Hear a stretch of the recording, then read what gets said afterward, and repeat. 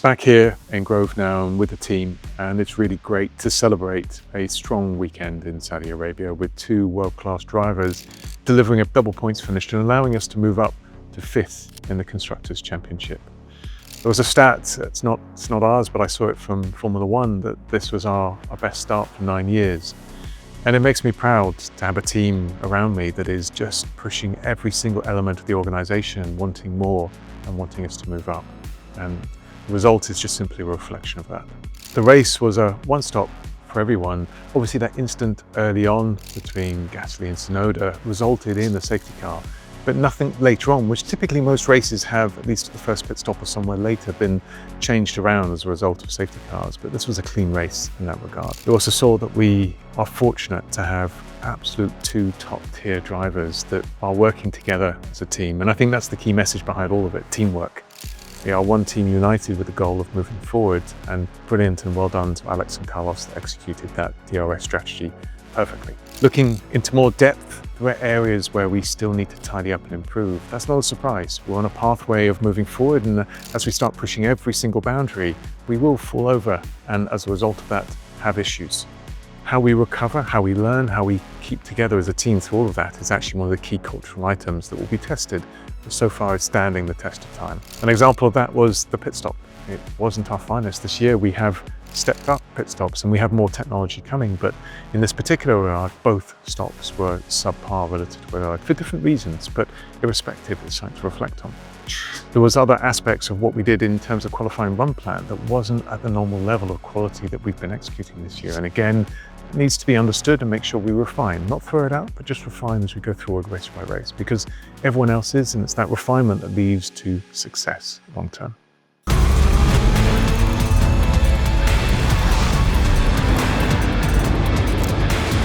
Welcome to the Vowles Verdict, presented by Kraken.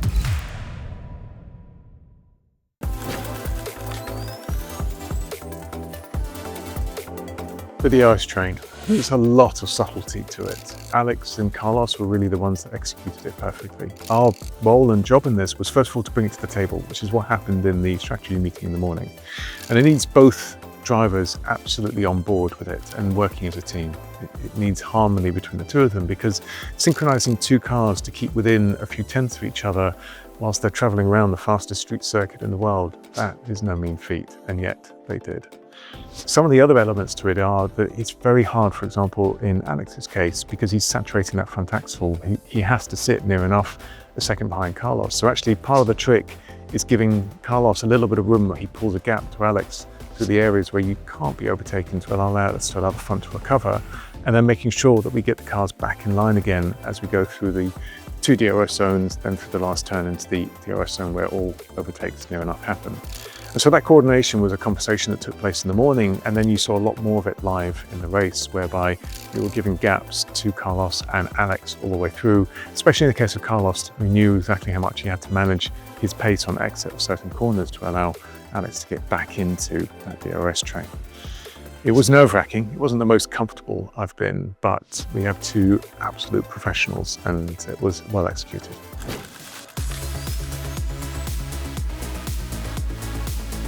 It's a really good question. We had car pace, we knew we had car pace, that's why both cars ended up in that position of fighting through the points.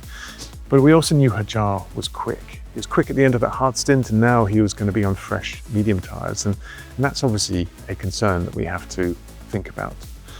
The next part of it is the following.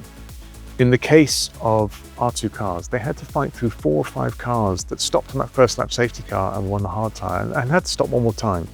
And that meant that we had to take quite a bit of life and performance out of the tyres in order to achieve that. And it just created concerns. If we push flat out towards the end of the race, will we put ourselves at risk of Hajar effectively picking us off, as his tyres would have been much, much fresher? The circumstances really fell our way, and Carlos was able to bring Alex quite nicely into that DRS train, and it provided protection for both. It provided protection for Carlos because simply in that circumstance he knew that Hajar would be damaging his front tyres as well, following Alex that closely, and it provided protection for Alex as well. That just meant he always had a DRS opening on the main straight leading up to turn 1. I think what I'm pleased to see is we did have car pace, and perhaps in a different world we would have tried the alternative strategy and still ended up where we were. But what I like about what we did here is we showed to the world that we're one team working towards one goal.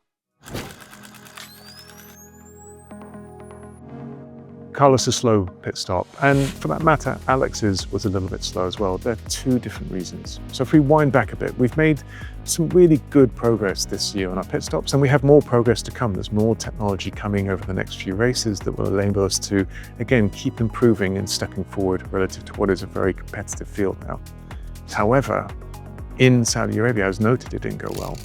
So in this particular case, as Carlos came in for the stop, we're reliant on the gunmen connecting the wheel guns inside the wheel into the axle before the car is stationary, and then pulling the trigger almost simultaneously with that at the same time. It's part of the reason why you can get yourself into these sub 2 second wheel changeover times. Everything just has to sequence together very nicely. Now, we need to improve our systems to make sure that we're not just reliant on a human being in that circumstance. Clearly, missing a nut is going to happen. And that's some of the improvements will be coming across the next few races.